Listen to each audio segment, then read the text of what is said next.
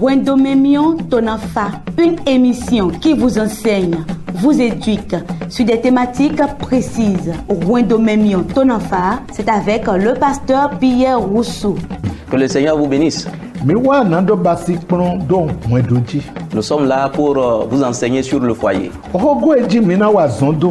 Le thème que nous voulons développer est intitulé Comment vivre un foyer heureux.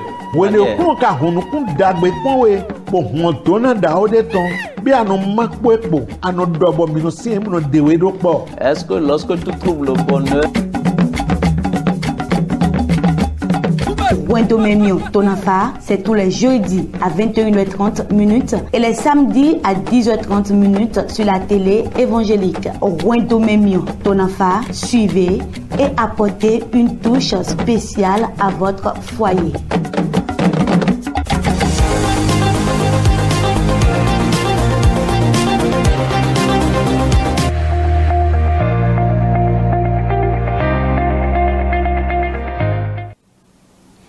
Mina ve mi ume to pinpin mi divie le do mi ni jra mi de le do na mi ni ko de bo be ni wa mi ton dile mi ko no basilo.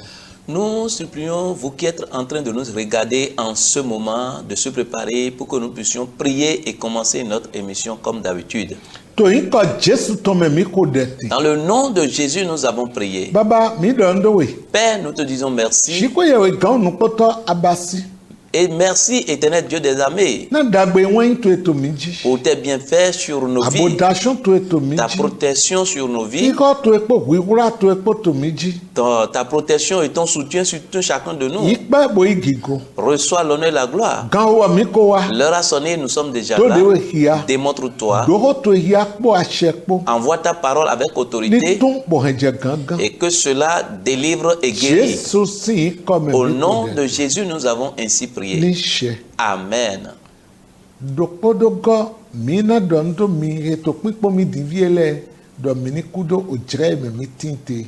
Et une fois encore, nous vous saluons, vous qui êtes en train de nous regarder en ce moment.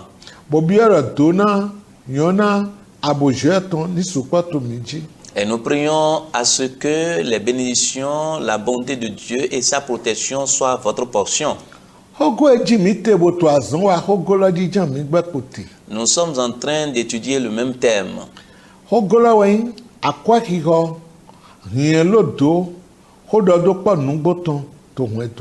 Le thème est intitulé l'importance de maintenir le bon dialogue dans le foyer.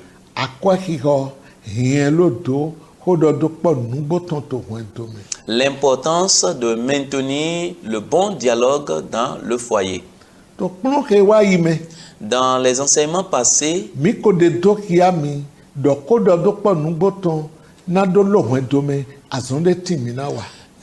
pour que vous puissiez maintenir le bon dialogue dans le foyer, il y a certains éléments que vous devez mettre en œuvre.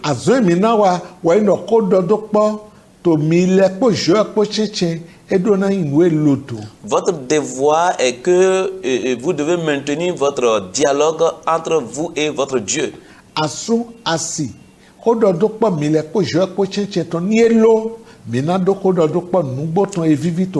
S'il y a le maintien d'un bon dialogue entre vous, mari et femme, entre vous et votre Dieu, il aura de bons dialogues dans votre foyer.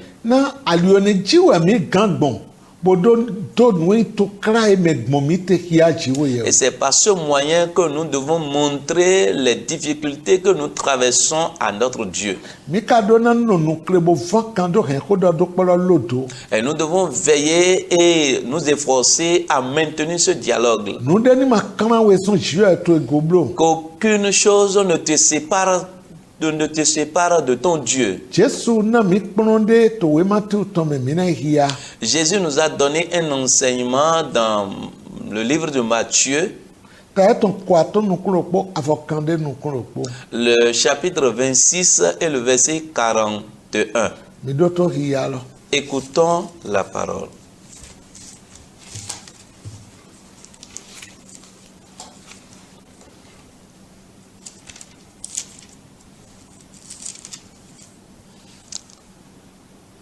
Veillez et priez afin que vous ne tombiez pas dans la tentation. L'esprit est bien disposé, mais la chair est faible. Mi doto yalo. Mi no kwali. Bo sono kode. Na mi manado bio kure pome. Nungbowe. Bigboto jijro. Shigba. Agbasayin mado kano. Jésus nous a dit de veiller et de prier pour ne pas tomber dans la tentation. Dans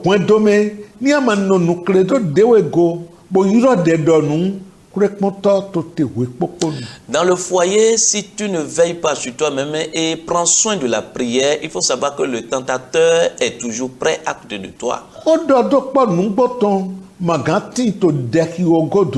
Et il n'y a pas de bon dialogue en dehors de la prière. Et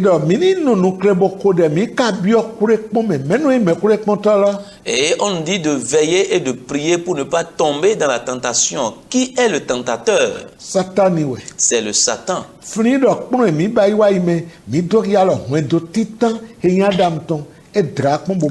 Rappelle-toi de l'enseignement passé que le premier foyer, il a visité et a détruit ce foyer.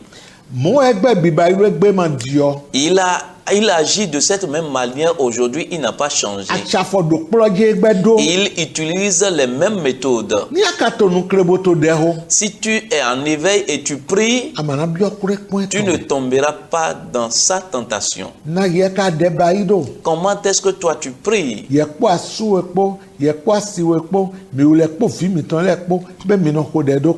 Toi et ton mari, toi et ta femme et les enfants, est-ce qu'ensemble vous priez? Si vous n'avez pas l'habitude de le faire, il faut commencer. Et prenez soin de cela. C'est en ce temps-là que vous aurez un bon dialogue entre votre Dieu et vous-même. Que le Seigneur vous soutienne. Aujourd'hui,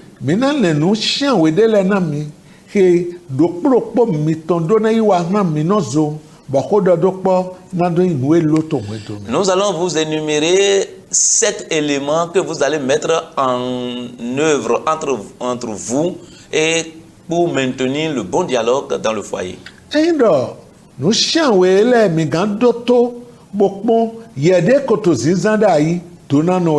Si vous pouvez écouter et mettre en application ces 7 éléments, et toi qui avais l'habitude de le faire, ce serait du bien.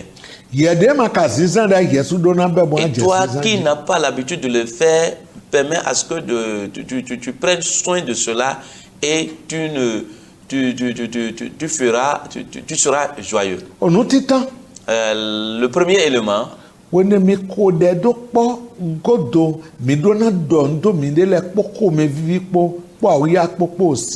après avoir fini la prière ou bien la dévotion matinale, vous devez vous saluer les uns les autres.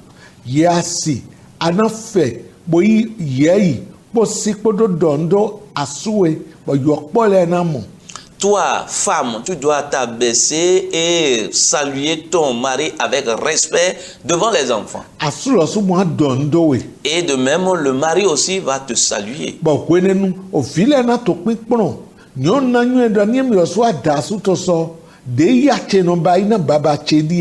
Et les enfants vont prendre de l'exemple. Et elle, si c'est une fille, elle saura que dès que je vais me marier, c'est de cette même manière, moi, je vais agir à l'endroit de mon époux. Et les enfants aussi vont vous saluer. Plusieurs se réveillent aujourd'hui dans le foyer sans se saluer. Ils ne se saluent pas jusqu'à aller dans leur lieu de service. Lorsque tu leur poses des questions, dis, nous sommes couchés dans la même chambre. Est-ce que ça là, c'est encore un problème? C'est un problème. Vous devez vous saluer.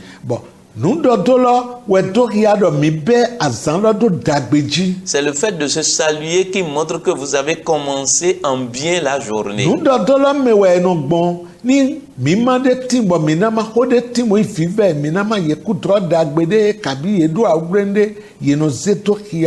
C'est dans la salutation que si vous avez fait un rêve, si vous avez un besoin, c'est dans cette salutation que vous allez partager cela. Que le Seigneur vous bénisse. Le second élément,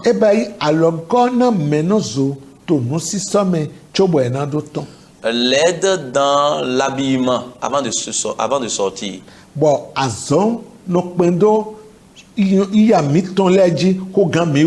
Et nous voyons que les femmes portent beaucoup de fardeaux plus que les hommes.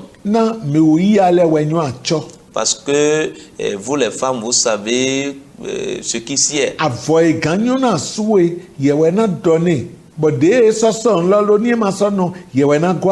Et le vêtement qui convient, c'est toi, femme, qui dois le dire à ton mari.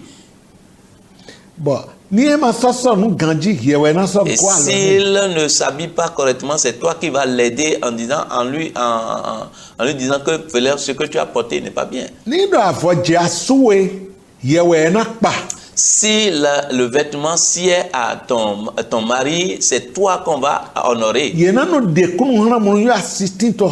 On va témoigner à son égard en disant que vraiment il a une femme derrière.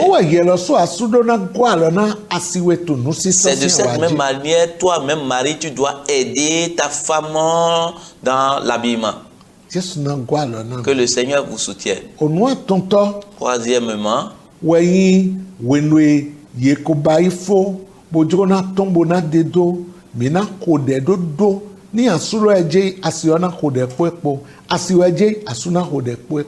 lorsque vous avez fini de faire tout chaud et vous voulez sortir, avant de sortir, c'est le mari qui veut sortir, il doit prier avec sa femme et ainsi de suite. Et après la prière, lorsque vous avez fini de faire la prière, vous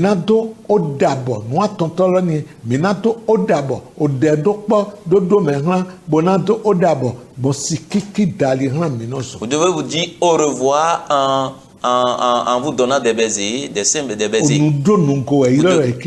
Vous devez vous baiser. Vous devez baiser. C'est la parole, ce sont les saintes écritures qui ont dit cela. Nous allons lire Romains chapitre 16, le verset 16. Romains 16, le verset 16 dit ceci. Il dit: saluez-vous les uns les autres par un saint baiser.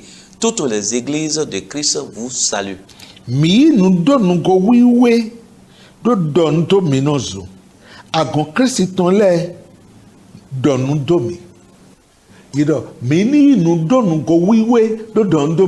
On dit de vous saluer les uns les autres avec un saint baiser.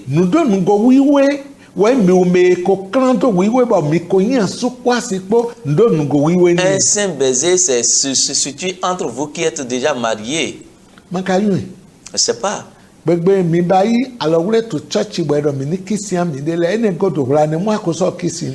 Depuis qu'on vous a fait la prière dans l'église, de la prière de bénédiction, et vous avez donné des saints baisers, depuis ce temps-là, combien de baisers tu as donné à ton mari ou bien à ta femme?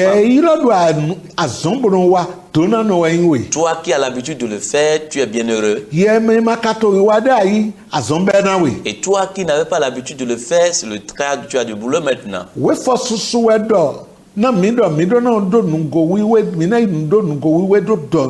Il y a plusieurs passages qui ont dit cela.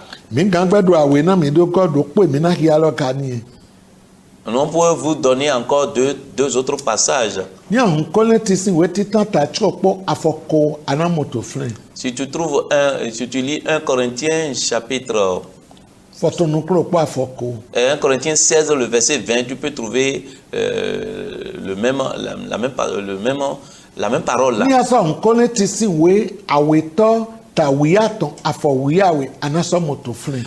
Même chose dans 1 Corinthiens, 2 Corinthiens 13, le verset 12. Jésus donna oui. Que le Seigneur vous bénisse. Nous donnons mais et qui a des bonotoriado asuche wanyiro côté asiche wanyiro côté. Le baiser, c'est un signe qui montre que vraiment l'amour demeure encore, l'amour de mon mari demeure là, ou bien l'amour de ma femme demeure. J'ai dit un saint baiser, c'est dans le foyer. Même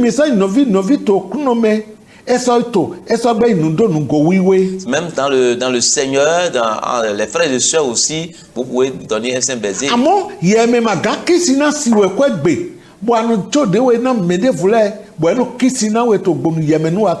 Toi, tu ne peux pas donner de baiser à ton mari à la maison, ou bien à ta femme à la maison, et c'est en dehors, tu fais ça, tu es un hypocrite. Tu te laisses à un autre homme dehors de te donner des baisers, mais à la maison, tu refuses, tu es un hypocrite.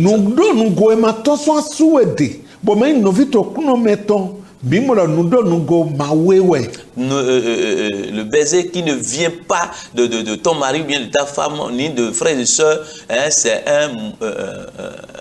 un saint malsain, un baiser malsain. Et quatrième élément, vous devez vous appeler, faire des appels téléphoniques pour demander comment est-ce que, pour avoir des nouvelles.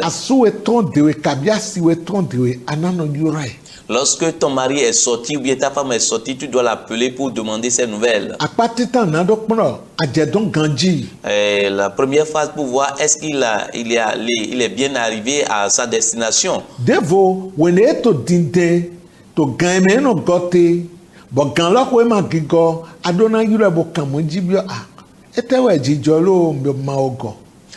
Seconde fois, lorsqu'il tardait à revenir à la maison, tu dois l'appeler pour demander qu'est-ce qu'il en est.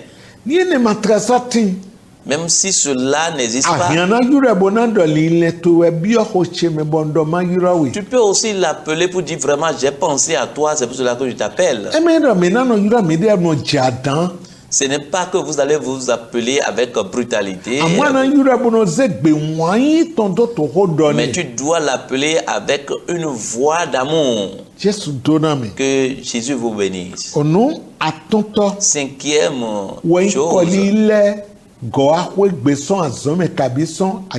de son retour à la maison de son service ou bien du marché, lorsque tu veux retourner à la maison, tu dois amener quelque chose.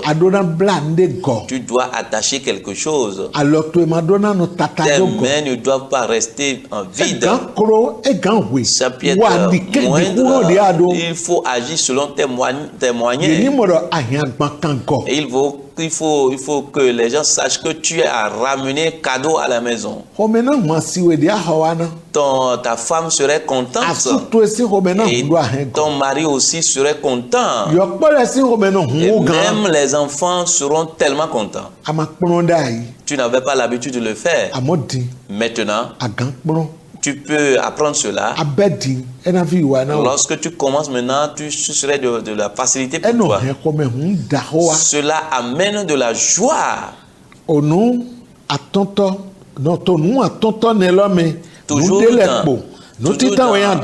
Toujours dans le cinquième élément, et c'est le fait d'amener un cadeau à la maison. Et ça reste encore quelque chose. Seconde,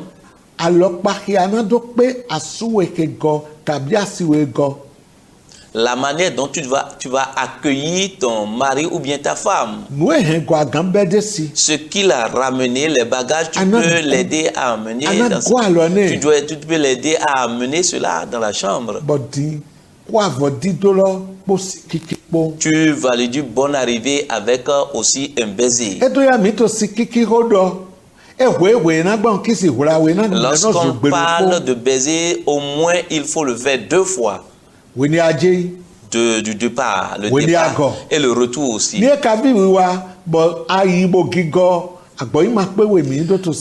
Si cela est possible, le nombre de fois il est retourné ou bien elle est retournée à la maison, il faut autant de versets aussi. De cette même manière, de votre retour, vous devez aussi prier et remercier le Seigneur. Et de votre aussi départ, vous devez aussi remettre cela dans la main de l'Éternel. Toujours dans le 5e élément, après avoir le salué, tu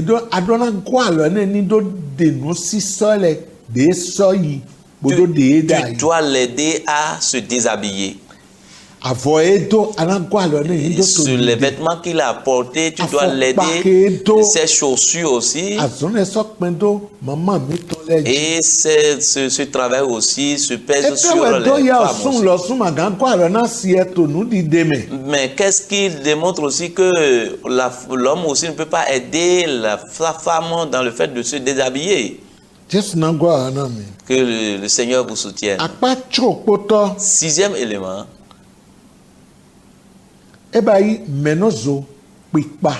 Vous devez vous féliciter. Et cela commence par le mari. Marie, tu dois féliciter ta femme à cause de ce qu'elle fait dans le foyer, les travaux domestiques qu'elle fait, même le fait d'aller au foyer, à la cuisine, le fait de prendre soin des enfants. Ce n'est pas facile. Tu dois la féliciter.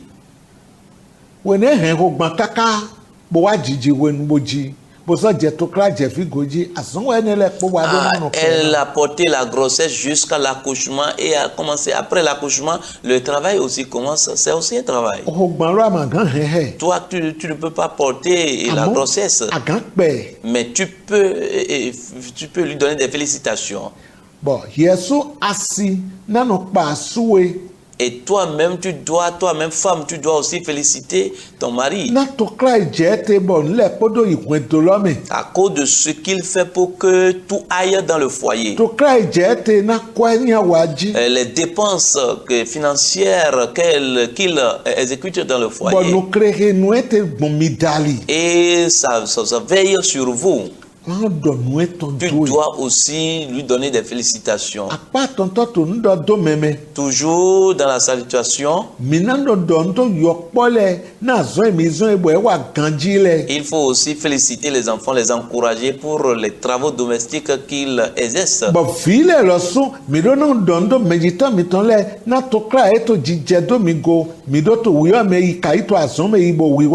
Et vous aussi les enfants, vous devez aussi féliciter vos parents à cause des dépenses qu'ils effectuent sur vous dans vos études et vous aussi dans vos travail.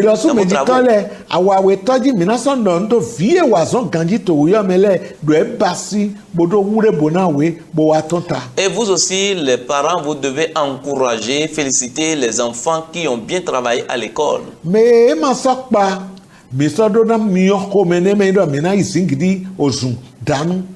Et aussi celui-là qui n'a pas bien travaillé, vous devez aussi l'encourager, le motiver. Ce n'est pas avec des insultes. Que le Seigneur vous bénisse. Et ces 6 éléments sont très très capitaux pour vous. Et lorsque nous appliquons cela, et cela donne la facilité maintenant au 7e élément. Quel est ce 7e élément? Vous devez discuter ensemble et faire des projets ensemble et organiser les choses ensemble. Toi, femme, tu dois être à l'aise pour dire ce qui est dans ton cœur, à tes pensées à ton mari. Femme et mari, chacun de vous doit se communiquer et exposer vos projets l'un envers l'autre. Et ensemble, vous devez discuter sur l'avenir des enfants. Et discuter aussi sur votre foyer. Et discuter sur l'évolution du foyer.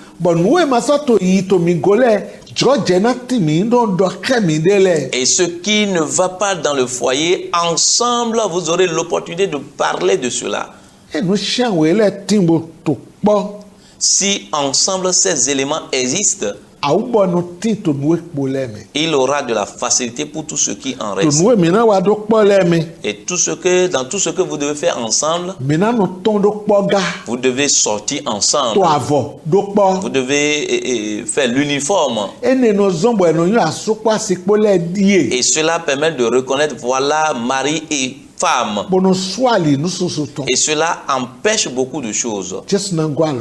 Que le Seigneur vous soutienne. Et il vous aidera à mieux faire.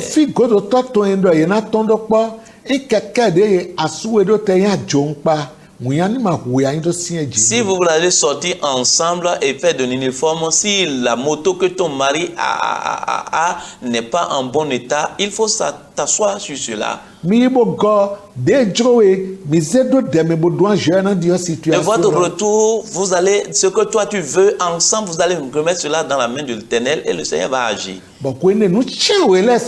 Et lorsque cet élément est mis en application, et lorsque un conflit surgit, il y aura toujours de conflits.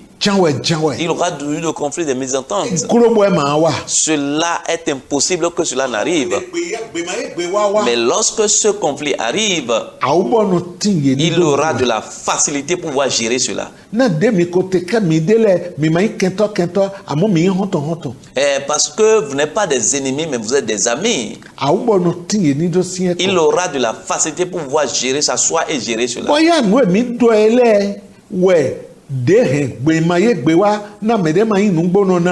Peut-être ces éléments que nous avons énumérés et quelqu'un parmi vous n'a pas mis cela en application. C'est ça qui a amené les conflits dans le foyer.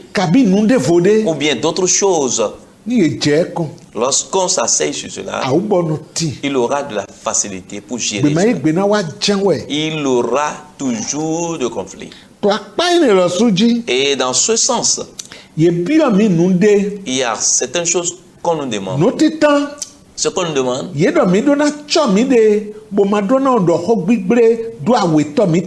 nous devons veiller et ne pas faire sortir des mauvaises paroles à l'endroit de son conjoint, son partenaire. La parole de Dieu nous dit qu'aucune mauvaise parole ne sorte pas de votre bouche à l'endroit de votre partenaire. Ouvrons Éphésiens chapitre 4, le verset 29. Qu'il ne sorte de votre bouche aucune parole mauvaise, mais s'il y a lieu, quelques bonnes paroles qui servent à l'édification et communiquent une grâce à ceux qui l'entendent.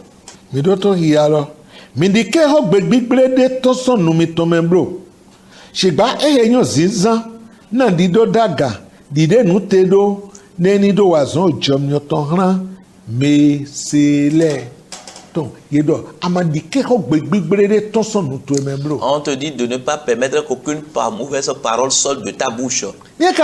Mais si cela arriverait et que ton partenaire, c'est lui qui a fait sortir une mauvaise parole, comment est-ce que tu vas agir? Que le Seigneur vous soutienne. Si c'est lui qui a fait sortir de mauvaises paroles, ce n'est pas que tu vas lui répliquer, ah, tu n'as pas entendu qu'on nous a dit de ne plus faire sortir de mauvaises paroles. Proverbe chapitre 15 du premier verset au verset 2 nous dit quelque chose que nous devons lire cela. Il dit, une réponse douce calme la fureur, mais une parole dure excite la colère. La langue des sages rend la science aimable et la bouche des insensés répand la folie.